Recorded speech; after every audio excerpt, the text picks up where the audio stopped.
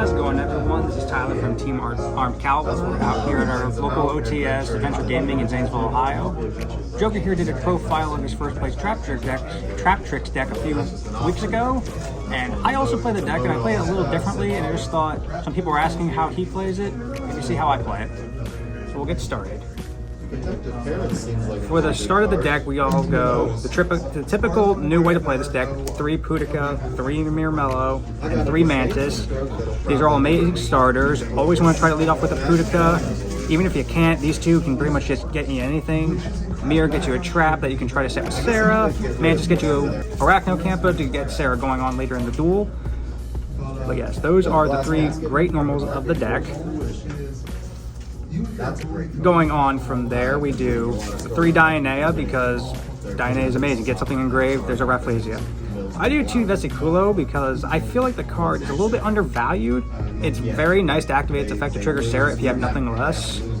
Same deal as with Arachnocampa. It's an amazing card. If you have a Sarah and no follow-up, Arachnocampa or Vesi in hand, get them on field, set a trap, another trap in hand, you can go off with your Holotea. Amazing. As for the spells of the deck, we only run 1 Garden. Pudica searches Garden. I don't really see any other point in running more than them. It does hurt sometimes when it's the draw, but at the same time it's an additional normal summon, so it doesn't hurt too bad.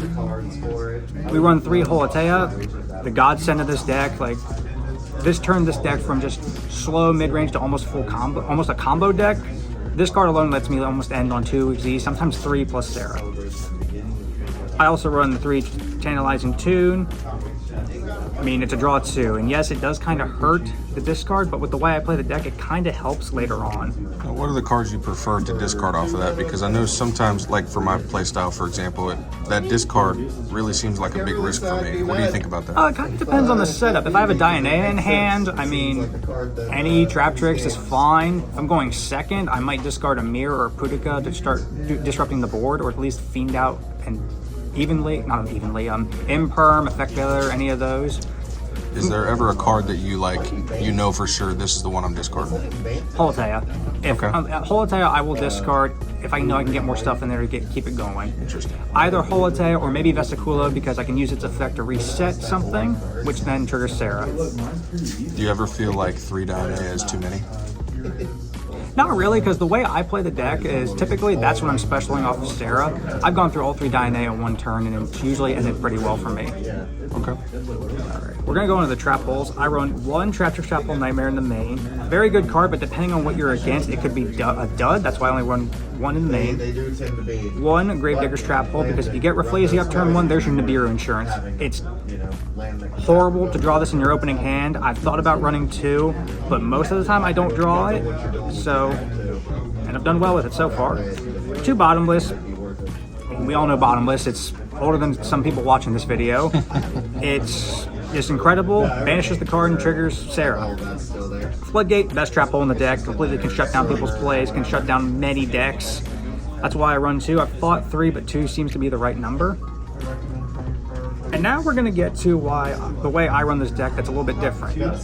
I run the Vernusylph package. I run 1 Flowering Fields, 2 Flourishing Fields, 2 Thawing Mountains, and 2 main deck copies of Awakening. The fun thing about these guys is they can fill your grave with Traptrix. If you have say you have a Dionea and a Vesiculo in hand, but one of these guys, use their effect, discard the Vesiculo or whatever is extra, get their effect or Fiend out Nash, summon that Dionea, you immediately have a rank 4 on field. The funny thing about these is this guy can send Barrier Statue, which if you have this guy plus any of the others in your opening hand, you can just Barrier Statue lock your opponent turn 1. Wow. The only problem I would say is I sometimes tunnel on this, which does hurt me, but even if you take this out, this package is still amazing. And if any of you want to put a Fenrir in your deck, it's also an so you can just bring out 2 Fenrir immediately. Oh, okay. That's it with the Vernusylph package. And ignore the opposite sleeves. I'm playing a different deck today. I had to fiend them out. We run our 3 Imperms, amazing. Also triggers Sarah, so it's just great. 3 Ash are called by, and it's a normal trap, so evenly in the main is nice. Going first. So good on Traptrix. Yeah, going first, discard off a Holotea. I don't care. Many would see it as a dud. It could be a plus for us. So that's with the main. It's over 40 cards. I try to stay close to 40, but every now and then it's like if it's all gas, why not? Yeah. So we get onto the extra deck. This is where Joker and I differ. I run 3 Sarah, I believe he only ran 2. Yep. I've thought about cutting it down to 2 for another XYZ, but 3's been perfect for me. I run 1 Kularia. Doesn't come up all that much, but say you're going second and you've kind of broken down your opponent's board, but they still have a little bit left. Make Kularia, bring back Mirror, continue to pop. I run 1 Adipus.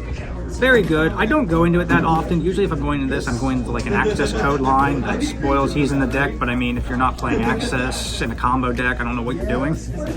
But even its destruction effect, it helps further break down boards, and OTK with 1,000 plus, it's 1,000 attack gain for all the Traptrix monsters. Furthering on, I run 2 copies of Pingu. Amazing extender, amazing piece of disruption. I cannot believe it took us this long to get this card. I run 1 Rafflesia. I believe Joker, you ran 2 in yours? Yep. I run 1 because typically I can end on multiple different XYZs. Like my typical end board is Pingu, Rafflesia, Sarah, potentially plus another Vernusylph. If I can get the XYZs, I can get the Vernusylph line going. I also run 1 Alomaris. I don't really go into this one, but every now and then it does come up clutch. As for the generics, we got Plan B because it's Plan B. Time Thief Redoer, I mean, being able to make this with a trap to be able to stack your opponent's card immediately just completely ruins some decks. And then because we're doing XYZ, Zeus, and I also run IP and Underworld Goddess. Sometimes I'm not able to go into 3 XYZs on my turn, but what I can do is 2 XYZs, an extra body, and a Sarah. Sometimes I can finagle my way to end on those plus IP. So say I've gone through all my resources, my opponent's still going, IP away, bring this out. Okay. Nice. So that's it for the extra deck. We get to the side deck. Side deck's a little different. I run an extra copy of Traptrix Trapple Nightmare. If I'm going up against special summon monsters, it's nice to get it back in, but it's also easy to side out. I also have a 3rd copy of Awakening Force. This is nice to draw, but I kind of felt like 3 was too much, but sometimes I do need it. I'm also running the new Banishing Trap Hole, which, if you haven't read, it is basically a reverse bottomless, but it banishes face down. Pearly is pretty hot right now, so being able to stop a Pearly monster and take it out of the game immediately is great. Plus any other low levels. Don't do it on Flu because it won't be banished face down. I learned that the hard way recently. Getting the rest of it, a lot of people run Gamma Seal. I run Kumongous just because it's Earth Engine, sided in with the Vernusylph, pitch this with a Vernusylph, all of a sudden you have a 24 attack body on your field and you didn't have to do anything. Very nice. Unfortunately, we are in that format, so I run 3D Barrier, Triple Dark Ruler, and because it's still that format, 3 Droll. I cannot wait to take this out of my deck. I know. Like everybody hates it, but everybody has to have it. Yeah, it's weird. The decks have been killed, but it's still powerful.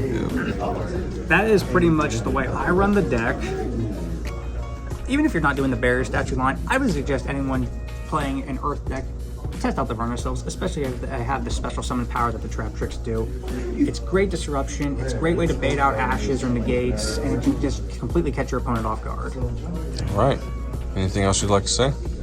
Not really, but if you guys would like to see maybe Joker and I have a match with our Traptrix decks or have any other questions for us, just leave us a comment and let us know. We'd love to see you.